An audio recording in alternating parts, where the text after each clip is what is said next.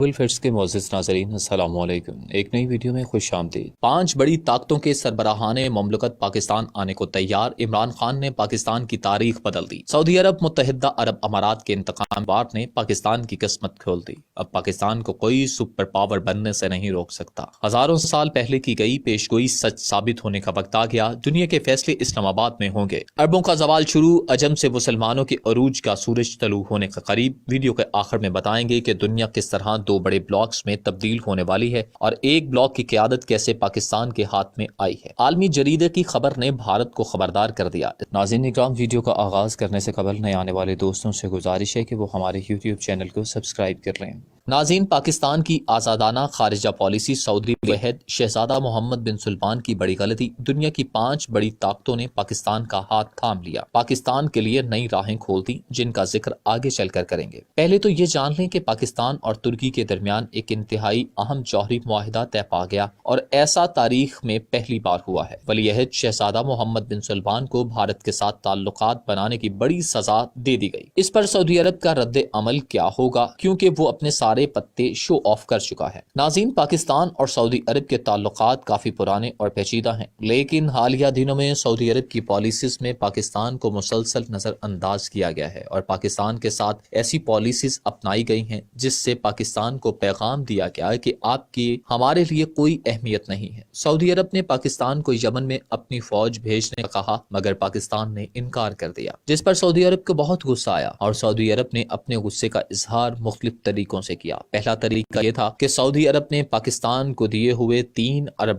کا قرض وقت سے پہلے مانگ لیا، اور اس صورت میں جب پوری دنیا کورونا وائرس کی وجہ سے معاشی طور پر بہت پریشان تھی، لیکن سعودی عرب نے اس چیز کا لحاظ کیے بغیر پاکستان سے فوری $3 ارب واپس کرنے کا کہا۔ پہلے پاکستان نے $1 ارب واپس کیا، پھر گزشتہ ہفتے $1 ارب واپس کیا، اور اب $1 ارب جنوری کے آغاز میں ہی واپس کیا جائے گا۔ ناظرین، اس کے بعد سعودی عرب نے اپنے غصے کا اظہار اس انداز میں کیا کہ پاکستان کے اصلی دشمن بھارت، جس نے مقبوضہ کشمیر کے اندر 5 اگست 2019 کو آرٹیکل 370 اور 35A کو ختم کر کے مقبوضہ کشمیر کو بھارت میں ضم کرنے کے ناپاک عزائم کو عملی جامہ پہنانے کے لیے ظلم و ستم کی انتہا کر دی اور تاریخ کا بدترین لاک ڈاؤن شروع کر دیا کشمیر میں۔ پاکستان کی جانب سے سعودی عرب کو گزارش کی کہ OIC کے حوالے سے خصوصی میٹنگ بلائی جائے، لیکن سعودی عرب نے اس کو اگنور کر دیا، بلکہ پاکستان اور کشمیریوں کے دلوں میں خنجر گھونپ دیا، اور سعودی عرب نے مودی کو اپنے ملک بلایا اور اپنا اعلیٰ ترین سلور ایوارڈ بھی مودی کو دے دیا۔ اور اس کے بعد پاکستان کے ساتھ مزید ناراضگی کا اظہار کرتے ہوئے سعودی عرب نے بھارت کے آرمی چیف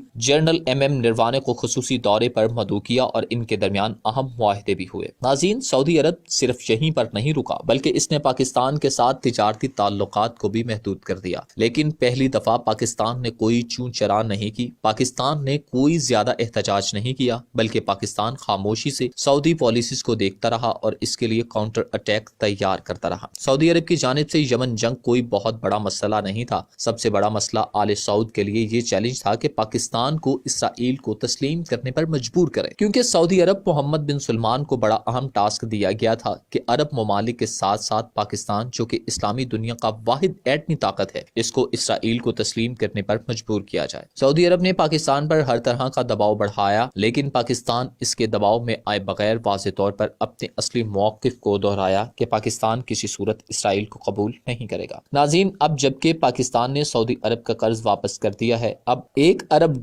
جنوری میں واپس کر دیا جائے گا، تو اس کے بعد پاکستان نے بڑے ہی واضح انداز میں اپنی خارجہ پالیسی کا پہلا آزادانہ اظہار سعودی عرب سے کر دیا ہے، جس نے سعودی عرب کے حکمرانوں کی نیندیں حرام کر دی ہیں۔ بھارتی خبر ایجنسی نے خبر بریک کی کہ یہ خبر بہت زیادہ اہمیت کی حامل ہے، جس میں کہا گیا کہ ترکی اور پاکستان کے اعلیٰ حکام کی جوہری ہتھیاروں سے متعلق ایک اہم ملاقات ہوئی ہے، اور اس ملاقات کے دوران جو معاہدہ ہوا ہے وہ پاکستان اور ترکی کے درمیان ایٹمی میزائل ٹیکنالوجی کا ہے۔ بھارتی خبر رساں ایجنسی نے دعویٰ کیا ہے کہ پاکستان اپنی میزائل ٹیکنالوجی کو تیزی سے ترکی میں منتقل کر رہا ہے، اور پاکستانی سائنسدان ترکی سائنسدانوں کو میزائلوں کی تیاری کے لیے ٹریننگ فراہم کر رہے ہیں، ان کی اپنی صلاحیت بڑھانے میں مدد فراہم کر رہے ہیں۔ اس خبر کے بعد عرب عرب دنیا میں ہلچل مچ گئی، کیونکہ ترکی کے صدر رجب طیب اردوان کی جانب سے واضح انداز میں ایسے اقدامات سامنے آئے ہیں جن سے ظاہر ہوتا ہے کہ وہ خلافت عثمانیہ کی آبیاری کے لیے اقدامات کرنے والے ہیں۔ ناظرین، 2023 میں عالمی طاقتوں کے ساتھ ترکی کیا معاہدہ لوزوان ختم ہو جائے گا، جس سے پہلے ترکی نے اپنی جارحانہ خارجہ پالیسی کا آغاز کر دیا ہے۔ دوستو، یاد رہے کہ اس سے پہلے پاکستان اور ترکی کے درمیان بحری جہازوں کی پروڈکشن کے حوالے سے بھی ترکی پاکستان کو ٹیکنالوجی اور مدد فراہم کر رہا ہے، اور چند ماہ پہلے ترکی نے پاکستان کو بحری جہاز تیار کرنے میں مدد فراہم کرنے کا معاہدہ کیا تھا، اور پاکستان کے شپ یارڈ پر پاکستان اور ترکی مل کر بحری جہاز تیار کر رہے ہیں۔ یہاں آپ کو یہ بھی بتاتے چلیں کہ جب سے سعودی ولی عہد شہزادے محمد بن سلمان نے معاملات اپنے ہاتھ میں لیے ہیں، تب سے انہوں نے مذہبی چھاپ کو ختم کر کے لبرلزم بنانے کی جانب قدم اٹھا دیے ہیں، جس کی وجہ سے امت مسلمہ کے اندر کافی زیادہ غم و غصہ پایا جاتا ہے۔ اب اگر ترکی کو پاکستان نے ایٹمی میزائل کی ٹیکنالوجی منتقل کر دی تو ترکی لازمی طور پر خلافت عثمانیہ کی احیاء کے لیے آگے بڑھے گا، اور پوری اسلامی دنیا جو شہزادہ محمد بن سلمان کی اسلام مخالف پالیسیز کی وجہ سے بہت پریشان ہے، ترکی جب لیڈنگ رول کرتا ہوا سامنے آئے گا تو اس کے پاس ایٹمی ٹیکنالوجی بھی موجود ہوگی، تو پھر یقینی طور پر آل سعود کو بادشاہت کا سب سے زیادہ خطرہ ہوگا، کیونکہ ترکی نے بہت عرصے تک مکہ اور مدینہ پاک زیارات مقدسہ کی حفاظت کا ذمہ سنبھالا ہے اور شریف مکہ کے طور پر سرزمین حجاز پر حکومت قائم کی، لیکن 1925 کے بعد آل سعود نے سعودی عرب پر امریکہ کی مدد سے قبضہ کیا، اور اس کے بعد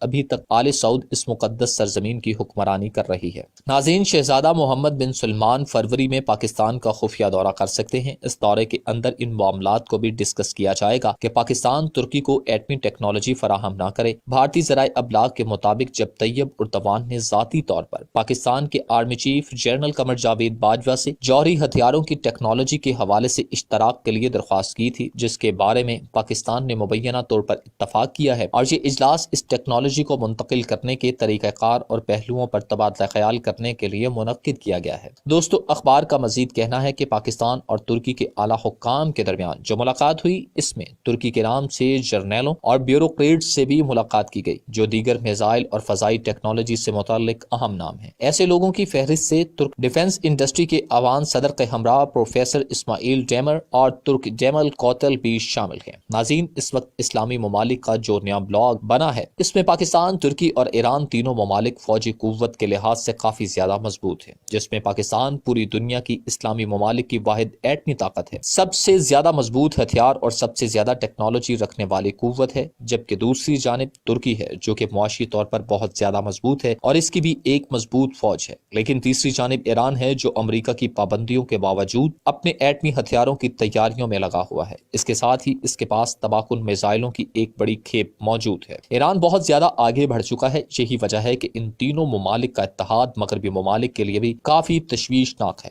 اور اس کے ساتھ ہی عرب ممالک جو کہ امریکہ اور اسرائیل کی گود میں بیٹھے ہوئے ہیں اور مسلم ممالک کو مغربی پروپیگنڈے کے بھینٹ چڑھاتے ہوئے فرقہ واریت اور مسلم کش پالیسیز لانچ کرتا رہتا ہے۔ ناظرین، مزید ایسی ویڈیوز دیکھنے کے لیے ہمارا یوٹیوب چینل سبسکرائب کر لیں۔ شکریہ۔ آخر میں ایک بار پھر تمام دوستوں سے گزارش ہے کہ ہمارے چینل کو سبسکرائب کرتے چلیں اور ساتھ بنے بیل آئیکن کو بھی دبا دیں تاکہ ہماری ہر نئی ویڈیو آپ کو بآسانی مل